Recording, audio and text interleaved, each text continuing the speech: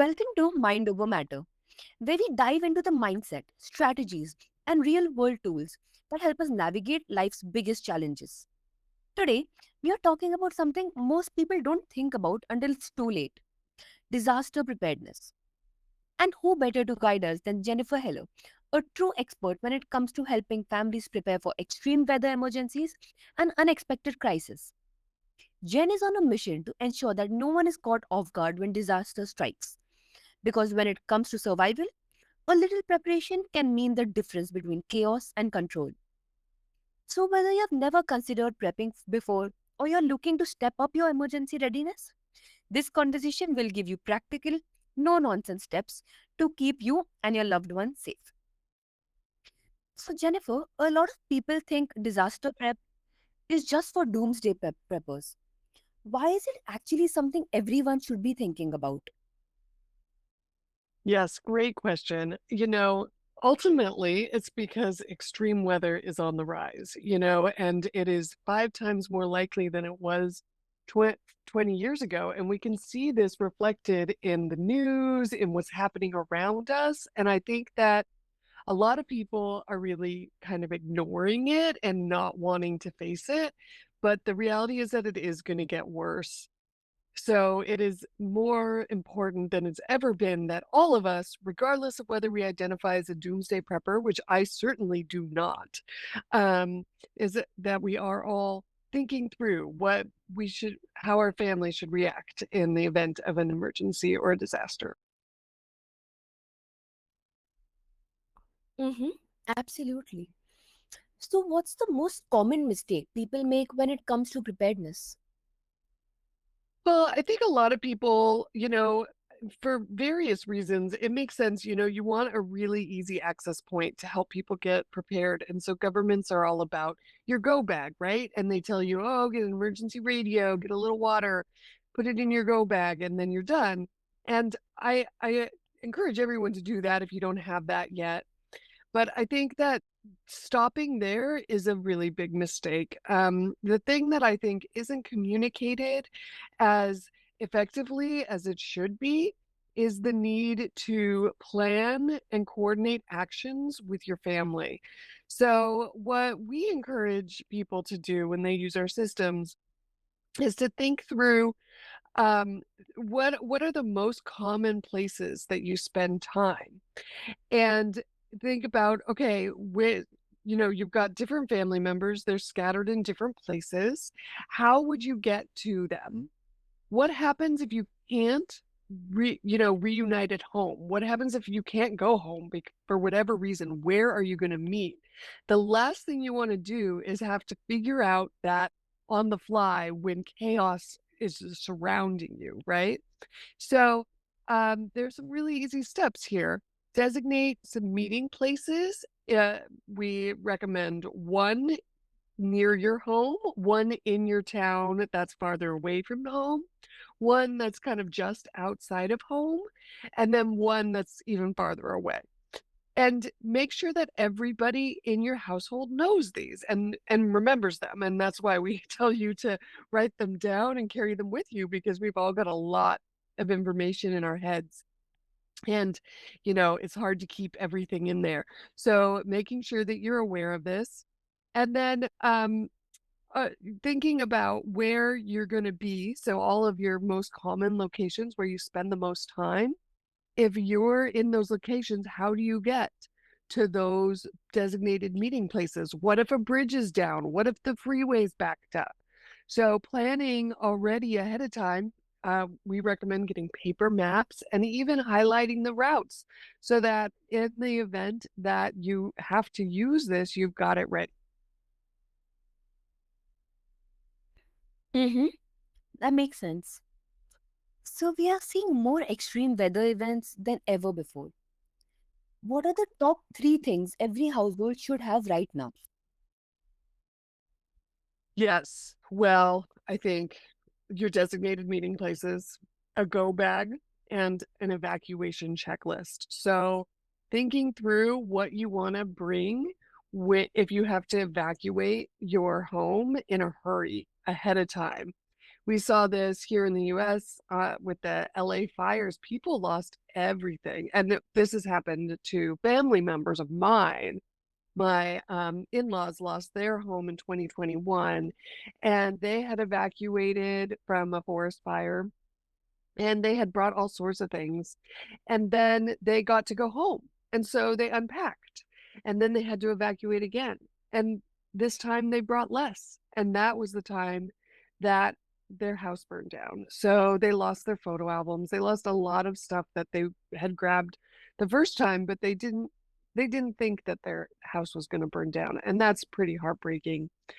We what we recommend is that you divide up your evacuation checklist into things to grab if you have 2 minutes, right? And those would be your go bags, your pets, maybe a stuffed animal for your kids. And then if you have longer, like say an hour before you have to evacuate, what are you going to grab? Maybe photo albums, important papers. This is really important. Bureaucracy does not stop just because there's a disaster. So having physical copies of your insurance policies and your IDs, your passports, um, can it, prescriptions, medical records, all of that is extremely important, especially if like here in the States, if you have a same-sex marriage and you're gonna need to potentially at the hospital, defend your relationship to your partner, you're gonna want those physical papers with you, and you don't want to lose them in the disaster. Even though each one of them is individually replaceable, the act of replacing them will be so painful. It's a nightmare I would not wish on my worst enemy. Mm-hmm. Absolutely. So, if someone has only 5 minutes to grab essentials before evacuating, what should they take? Well, everything in your go bag, and on our website, we have a list of things that we recommend on your go bag.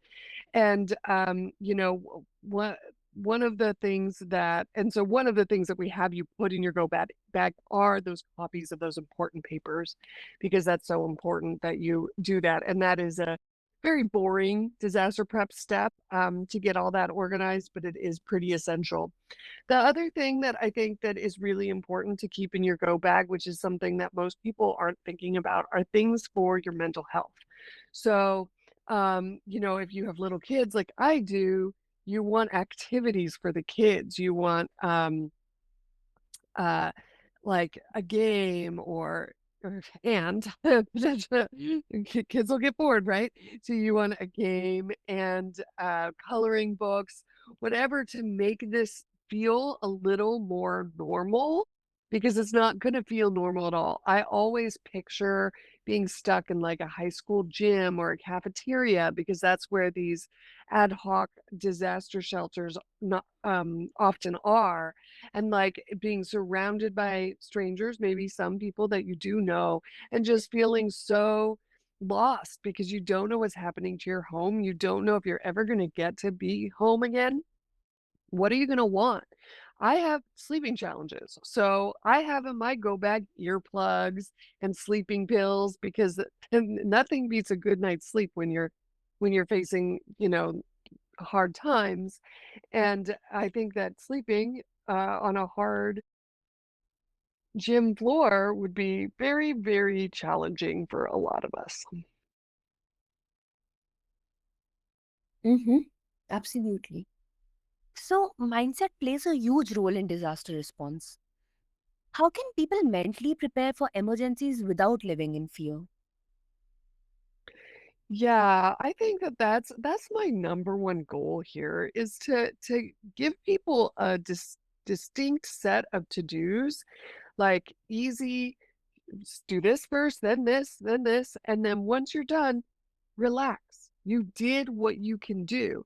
I think that the when I set out to prepare my family for disasters, I found all the resources, the government resources, and also the doomsday prepper resources, so boring and or so extreme, right? Like doomsday preppers will have you I mean, one lady suggested that you bury a fridge in your backyard to put your go bags in so that they're not in your house. And I think that's insane. Nobody's going to do that. And I mean, maybe a doomsday prepper is going to do that because they're obsessed, but I'm just a mom and I just want to get, through the day and have a nice time, right? So I don't want to make prepping my whole personality. And I think that that's the hardest part for and why I started Here Comes Apocalypse is because, all of the resources out there didn't give you a clear path to preparedness. You had to invent it and you had to figure it out on your own.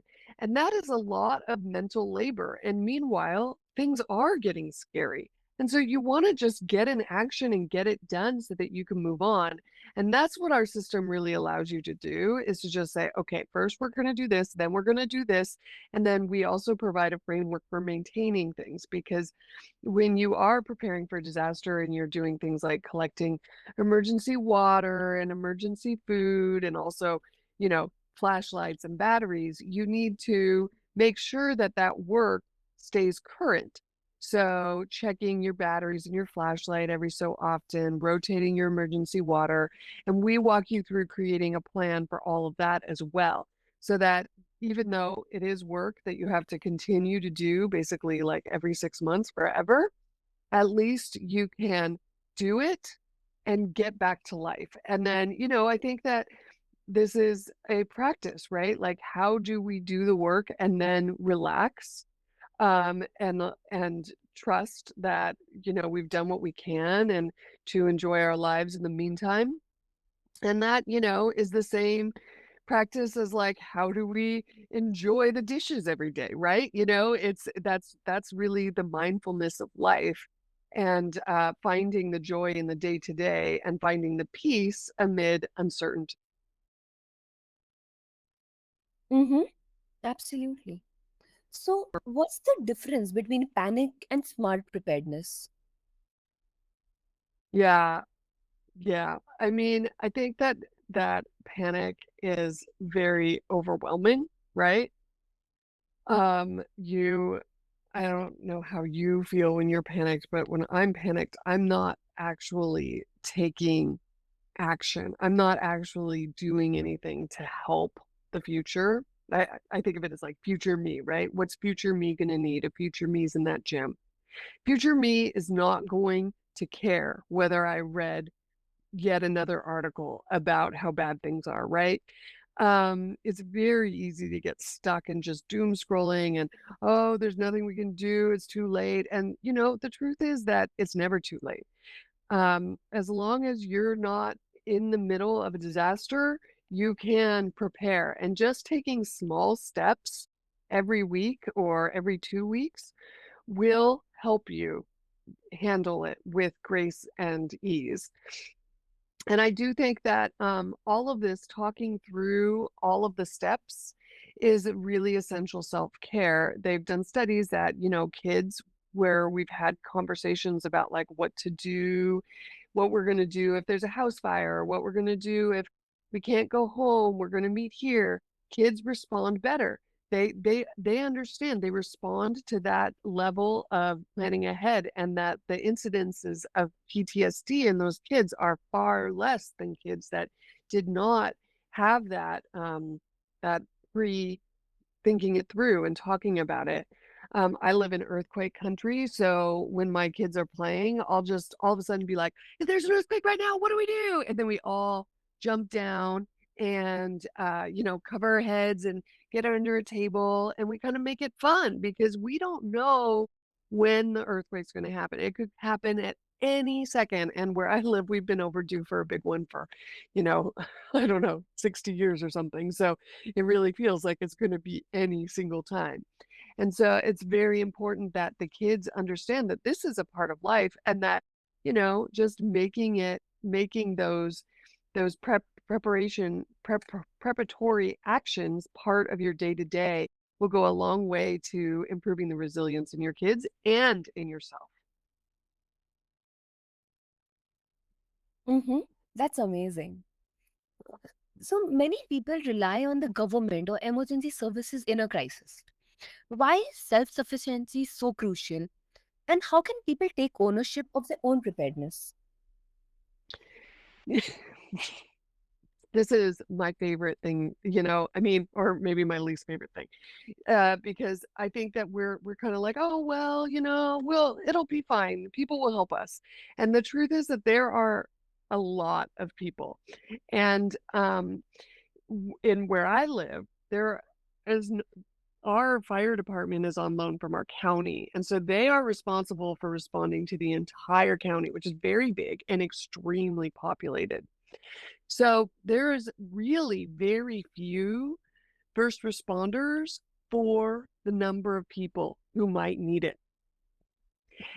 And I also think about the first responders, they have families too, right?